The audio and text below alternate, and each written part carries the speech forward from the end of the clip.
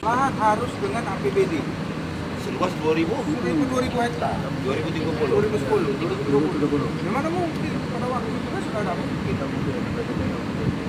Medan besok karena dia membebaskan sendiri karena lahan perkebunan dibakar. PTTN Pak, PT Perkebunan. Ini dia punya dewa ya, perkebunan. Ini sekarang kamu tinggal di sini kejingon kamu. Ini harus hidup. Nah, ini harus aktif. Ini harus menjadi pelabuhan yang berfungsi.